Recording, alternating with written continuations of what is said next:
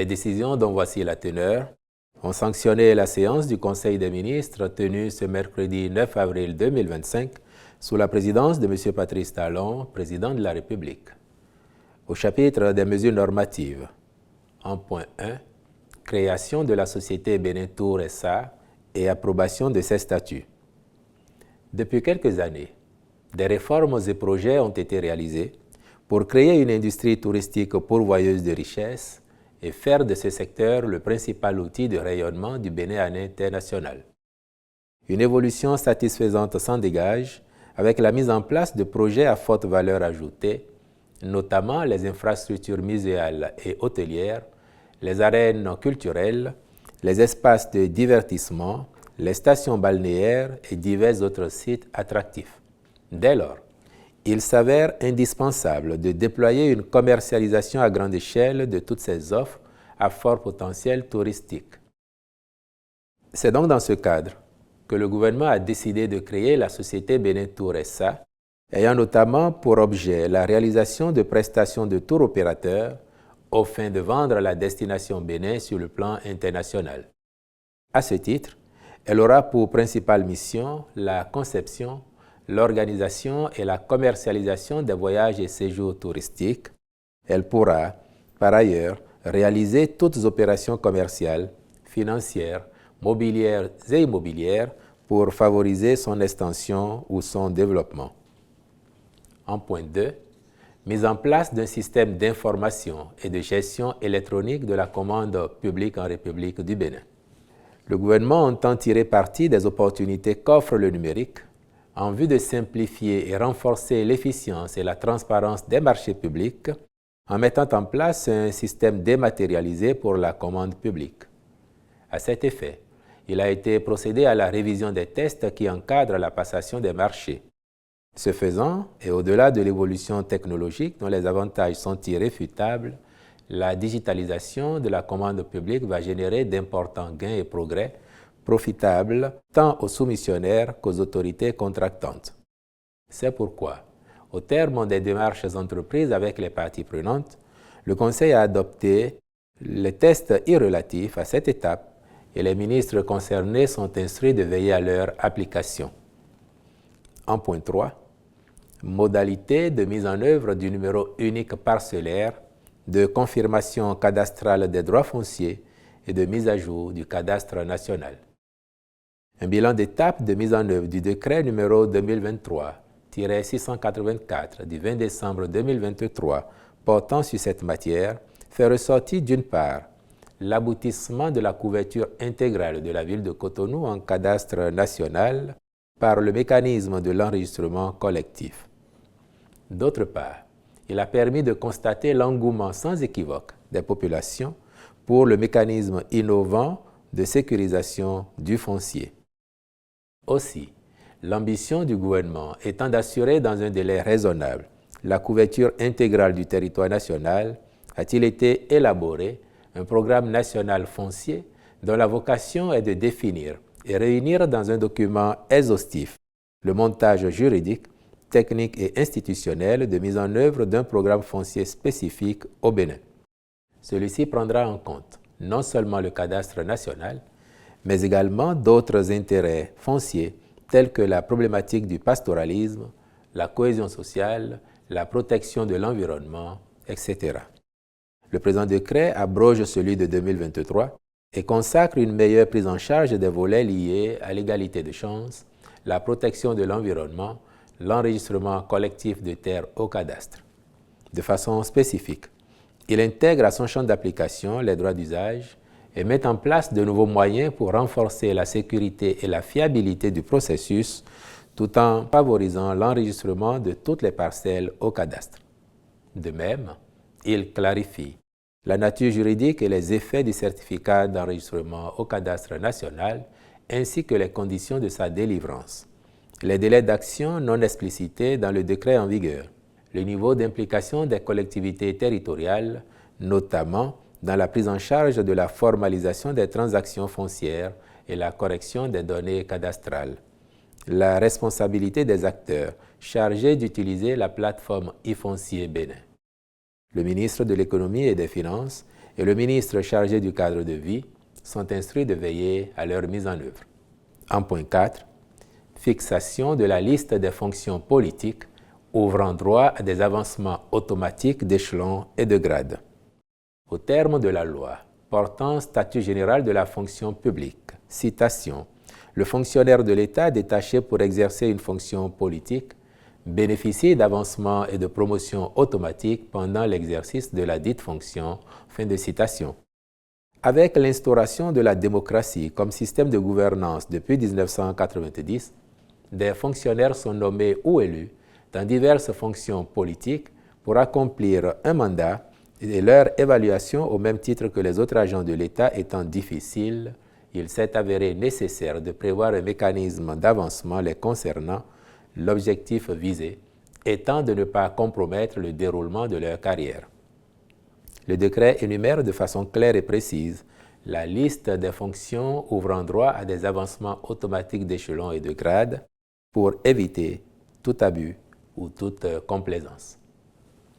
En point 5, transmission à l'Assemblée nationale pour examen et vote du projet de loi relative à l'entrée, au séjour, à la résidence et à la sortie des étrangers en République du Bénin. La loi numéro 86-012 du 26 février 1986 relative au régime juridique des étrangers dans notre pays ne répond plus totalement aux exigences actuelles de mobilité, d'attractivité territoriale, de promotion du tourisme et de coopération régionale et internationale. En effet, depuis l'adoption de celle-ci, il y a eu des avancées significatives dans plusieurs secteurs de la vie sociale, économique et politique. C'est pourquoi il est apparu pertinent d'engager la refonte complète de la loi en vigueur afin de mettre en place une législation moderne, équilibrée et cohérente relative à l'entrée, au séjour, à la résidence et à la sortie des étrangers. Les ministres concernés veilleront à l'aboutissement de la procédure législative y relative. En point 6, transmission à l'Assemblée nationale pour examen et vote du projet de loi portant modification de la loi numéro 2024-31 du 2 septembre 2024 relative à la reconnaissance de nationalité aux afro-descendants en République du Bénin. La principale modification envisagée concerne l'intitulé de l'attestation provisoire actuelle, qui deviendra une attestation d'éligibilité au bénéfice de la nationalité béninoise. Cette dénomination permettra de clarifier le statut des bénéficiaires en attente de finalisation de leur demande, sans créer de confusion avec les effets de la nationalité. Par ailleurs, les modalités de transmission de la nationalité béninoise par reconnaissance ont été précisées, ainsi que celles de jouissance de la pleine nationalité. En somme, la notification projetée s'inscrit dans une volonté d'harmonisation législative, de simplification administrative et de respect des principes de sécurité juridique, de transparence et d'efficacité. Elle a également l'avantage d'offrir un cadre plus lisible, plus protecteur, conforme aux ambitions du Bénin en matière de retour aux origines et de reconnaissance des afro-descendants dans la communauté nationale. En point 7, transmission à l'Assemblée nationale pour examen et vote du projet de loi relatif aux associations et aux fondations en République du Bénin. Ce texte, une fois voté, abrogera les dispositions de la loi du 1er juillet 1901 relative au contrat d'association ainsi que toutes autres dispositions antérieures contraires. Il vise à actualiser le cadre légal existant afin de réduire les ambiguïtés juridiques, rendre conforme la réglementation en vigueur aux défis actuels et créer les régimes adaptés à chaque type d'association et de fondation. Il dispose, entre autres, sur les modalités de financement, la gouvernance, de même que sur les questions relatives à la transparence et au suivi de leurs activités, en lien avec les risques qui y sont liés. Le dit texte institue, en outre, un registre des associations et fondations destiné à recevoir les déclarations d'existence, les inscriptions modificatives les concernant, ainsi que toutes autres déclarations prescrites par les lois et règlements.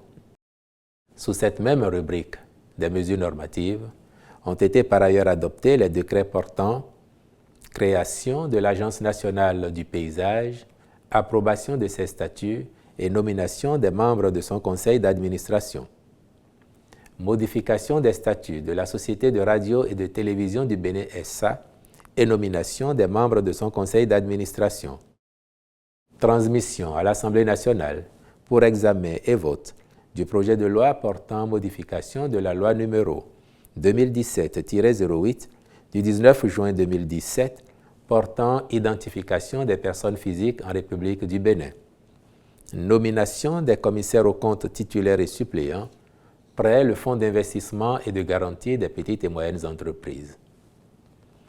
Au chapitre des communications, en point 1, contractualisation avec des cabinets pour diverses prestations dans le cadre du projet de construction d'un village de vacances Club Med à Avlékété.